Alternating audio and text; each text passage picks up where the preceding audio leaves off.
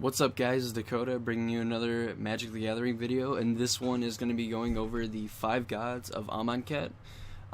If you guys enjoyed the video, please leave a like and a comment. I'd greatly appreciate it. Let me know if you like seeing videos like this, me just going over cycles of cards.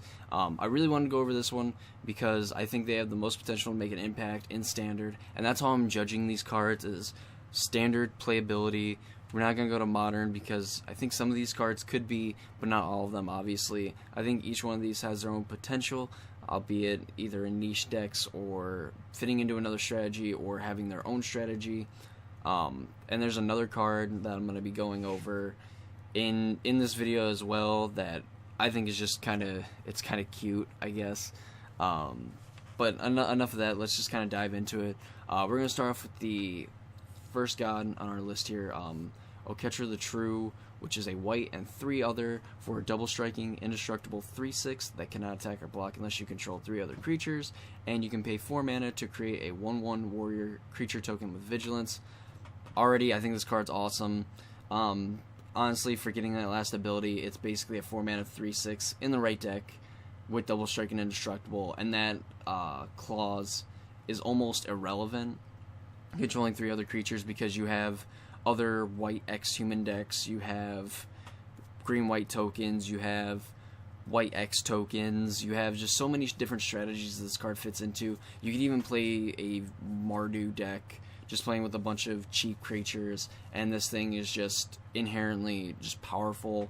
Crews vehicles very well, even though just barely, it still gives them something to be able to crew with. At worst, your double striking god gets into your Heart of Kiran.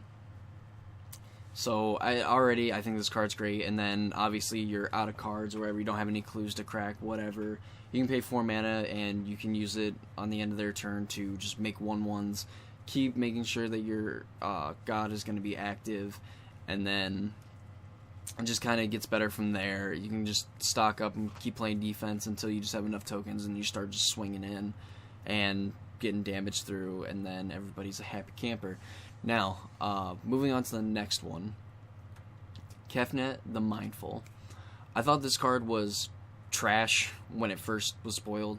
I thought it was awful. I was wondering what the heck was going on when they were designing this card, but now it kind of makes sense, and there is one card now that you can play with it that makes it better. But all in all, I still don't think it's as great as it could have been.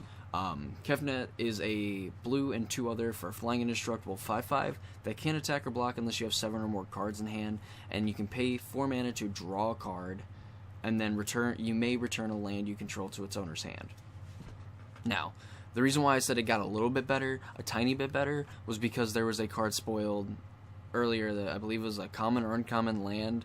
It's a desert that says when it enters the battlefield, you can deal 1 damage to an opponent, and it comes into play untapped, and it gives you a colorless mana. So it's not bad. If it was a tap land, it would be way worse, and this card would just kind of hate having it because it would basically be using it to pay the cost, return it to its hand, and then do nothing, really not get anywhere with it, just trying to keep it active. In some ways, I guess it makes like a blue aggro deck kind of viable in the sense that if you're on the draw on turn 3, like turn 4, I know other than decks like Mardu vehicles, it'd be kind of hard because you have some decks that play the Sky Sovereign version of it, and it kind of just is big enough to block this thing, and then also able to kind of attack into it freely and being able to pick off other creatures if possible. I really don't know what kind of deck Amonkhet would be in. I could see it being in a control deck where you just use them just to get cards, and then obviously on the long-term plan of just playing lands, pinging your opponent for 1, maybe getting in 1 or 2 attacks with it in probably a match, even not in one game, in a match where maybe you get like 2 or 3 swings in with it.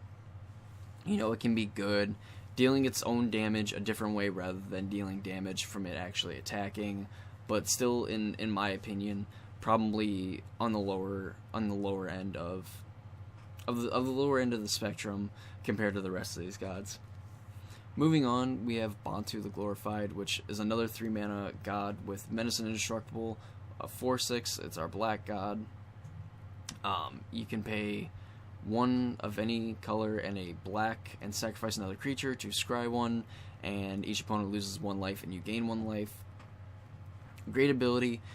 The condition to get it to be able to attack or block, not really relevant. And when I say not really relevant, I think there's a lot of ways to kind of abuse it and also be able to get value from other creatures dying or a creature dying under your control that isn't connected to his ability.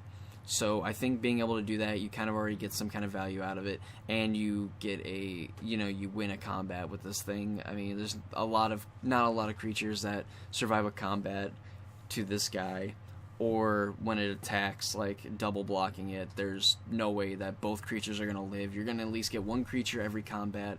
Basically, you're going to trade, in air quotes, 1 of your creatures for 1 of their creatures, and also, if it's tied to this ability, they're going to lose a life, you're going to gain a life, you're going to scry. It could help out combat math, just being able to maybe sack a few creatures out, make them lose 2, you gain 2, scry, get the cards you need, get the kill spell you want.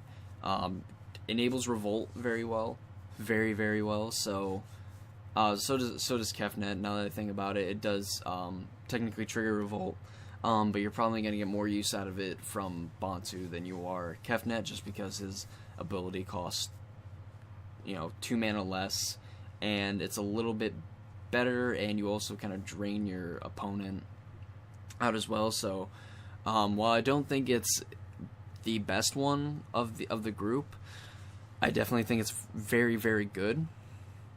And should definitely be, definitely could have its own build around strategy with it as the win condition, or can be thrown into its own deck. But I see this card being played in its own kind of archetype. And going on to the next one, another card that I feel like is kind of like Bantu and like that same boat, where it can make other decks that are already in the format better while also being in its own strategy, is Hazoret the Fervent, which is a red and 3 other for an indestructible haste 5/4. They can attack or block unless you have 1 or fewer cards in hand, and you can pay a red and 2 other to discard a card and deal 2 damage to each opponent. This card, when it was spoiled, I thought it was awesome. I know a lot of people don't give it the credit it deserves, but when you have a 4-mana 5/4 with haste and indestructible, and the clause of 1 or fewer cards in hand when the card is red, that is just awesome, because it kind of makes a burn deck a little bit more viable in standard. While I wouldn't want to play it, you can basically get away with playing like a red tower deck that just has basically all the burn spells in the format, with Hazoret being basically the top end of the deck, while having another creature that can deal burn damage while also being a 5/4 body that works well in combat. So I think this card is good. It's definitely on the higher end of my list as far as all these other gods are concerned. And moving on to the last one, we have Ronas the Indomitable, which is another 3-mana god, a green and 2 other for Death Touch Indestructible 5/5. They cannot attack or block unless you control a creature power 4 or greater, and you can give another target creature +2/+0 and trample until end of turn. I think this is the best one. Straight up, I think it's the best one. When paired with Oketra, I think Ronas is 1, Oketra's 2, and then if you use Ronas's ability on her, then she's 1, he's 2. Reason why: 4 or greater, not that hard at all, because you play any one of these other gods in your deck minus Oketra. If you're playing just green-black, you play Ronas turn 3. Turn 4, you play Bantu. You have 1 mana up. Obviously, you're not going to be able to activate him in the same turn, but you have a creature that's you have a control another creature that's power 4 or greater. You're swinging with a 5/5 Death Touch Indestructible. They either have to take 5 or they lose a creature, or double blocking, or whatever. You know, they're obviously not going to double block it because it's indestructible. There's no way they're going to kill it, but it's still a nightmare to deal with because on turn 4 you're swinging a 5/5 plus whatever other creatures you played, and just pushing through damage. Or if you played a 2/2 on your other turn, on turn 2 or on turn 3, whenever you on turn 2 when you played it, turn 4 you can just give it +2/+0 and trample and just start beating face and really getting in there. He's just a nightmare of a god to deal with. Green already a pretty powerful color in standard. So is white. So that's the reason why I make that the comparison between Ronas and Oketra, because on turn 5 you're basically swinging it, assuming that Oketra is a creature. You're swinging a 5/6 double striking trampler, a 5/5 death touch indestructible, and then whatever other 2 creatures you have, which at the least amount you're swinging for 17 damage on that turn, which is insane on turn 5 or turn 6. That's pretty good. On turn 5, my bad. At the earliest turn 5, you're swinging for 17. Crazy. Crazy, crazy, crazy. So that's why I think if I had to rank these, just like right now, as I described them, Ronas would be 1, Oketra 2, Hazard 3, Bantu 4, and Kefnet 5. But really the difference between like 3 and 4 are very close to 1 and 2. I think these 4 are really good either on their own or put into some other kind of shell of their own, of a deck that already exists in standard, or a fringe deck that is kind of in standard where it's good here but it's bad here kind of thing. I think it can just kind of give those decks kind of what they need to be competitive or more competitive, while also bridging into their own kind of strategy and their own build around with the deck. And then Kefnet, I feel like while being the weakest, it's still like the potential of it is there. It's just finding the right deck for it and finding the deck that actually wants to play it is going to be the hard part, not the fact that it's not playable. And kind of going through this, I know I was kind of just wanting to focus on these gods here. That's kind of how I rank them. If you have another, you know, if you think that a god that I don't think is that good is better than what I give it credit for, let me know. Last thing before I go through this, one card that I thought was kind of funny that they spoiled near the end was Glorious End. You end the turn, and at the beginning of the next end step you lose the game. Paired with some of these other cards, like Gideon was pointed out, you emblem him, you can't lose the game, your opponents can't win. You end their turn, and then on the end step the card makes you try to lose the game, and then Gideon says, no, you don't lose the game, you're still in it, scrub, and keep on playing. So just a funny card. Normally there's other cards like that let you take an extra turn, so it's kind of funny that this card just ends the turn outright, and during the next your next end step you lose the game. Of course we have other ways to abuse, like not losing, but Gideon being in standard is one of them. As Foretold looking like a really powerful card. Not only in Modern, I see a lot of people like wanting to play Lotus Blooms and Visions, Ancestral Visions, so maybe it has potential. Personally, I don't think it's going to be good in Modern. In Standard, I think it's going to be great. Liliana, Death's Majesty, a pretty good Planeswalker, nothing to get excited about. Gideon, obviously insane. Vizier of the Minigiri, however you want to say that, I probably just butchered that. You look at the top card of your library, or you may look at it. You can cast the top card of your library if it's a creature card. Spend mana of any type to cast creature spells. Inherently really good because that last ability on it, if that's what you want to call it, you can spend mana as those any type to cast creature spells. It doesn't have to be creature spells from the top of the library. Your opponent doesn't know what's on top of the library. Obviously, if you had some way to flash creatures in on the top of your deck, it's just the ultimate surprise. Like, I have to worry about the top card of your deck.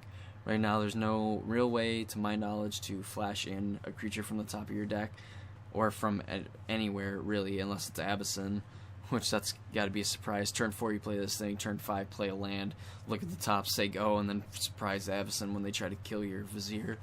But yeah, that's kind of my quick run through. I really wanted to focus on these guys, but I figured since I'm stupid, I don't know how to work my capture to just clip these to make it only these viewable. I figured I would go through these guys as well. Some really good cards in this set. I'm really looking forward to playing it, seeing what the standard format turns into and transforms as these cards kind of make their way in, find a home, nestle in, and try to change the format while also seeing how some of these cards impact Modern. If you guys enjoyed, make sure to leave a like on the video and a comment on what's your favorite card in this set, and I will see you guys in the next video.